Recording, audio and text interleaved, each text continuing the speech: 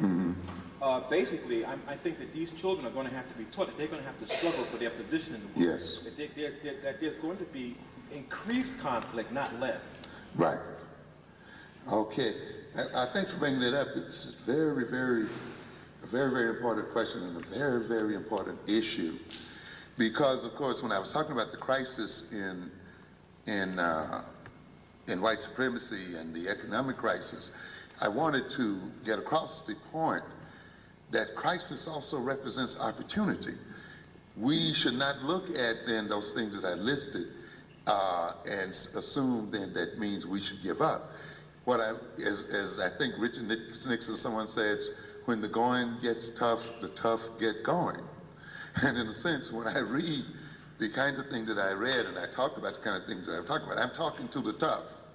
And so if you're truly tough, then this should be an invigorating message. It's not a message to depress you, but to really motivate you to say, hey, if the world's resources are getting smaller or are shrinking, if there's increasing scarcity, then it is time for me, and I'm speaking in terms of our people, to see to it that we get an appropriate share of those resources.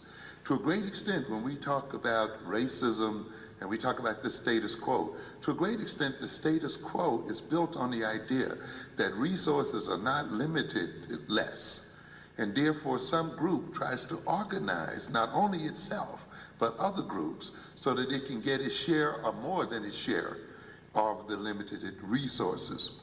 And as we look then and see these resources becoming more and more scarce, our job opportunities become more and more scarce, we have to become very tough-minded and decide that we are not going to be the people with on the short end of the stick.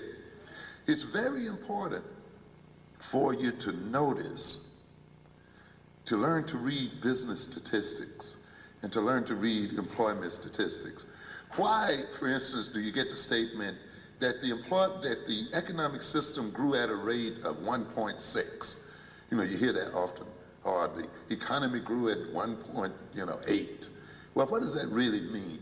What it really means is that if you have a growing population, the economy has to grow as fast or faster in order for the new people coming into the job markets to have jobs available to them. An economy that is not growing or that is going too slow, that it is not creating new jobs or not creating enough new jobs, it means at some point the population and the number of people who may even be qualified for jobs will outnumber the number of jobs available. And as I told you earlier, this creates severe problems. This means that often a nation which may at one point had peaceful relationships between ethnic groups, and may at one point had law and order, may because now each group is struggling to be the one to get the lion's share of the jobs because there are not enough jobs going around. That means that nation then may start becoming disorganized. That means crime increases, racism may increase, just general social order can change.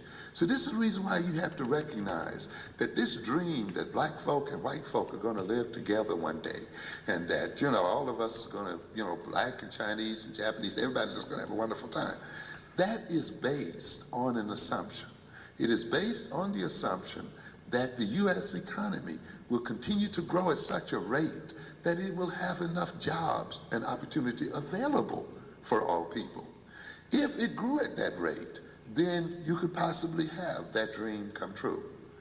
But if it does not grow at that rate, that means that you got a lot of people competing for scarce resources.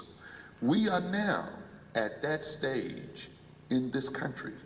We're not only at that stage in this country, we're reaching that stage in the world.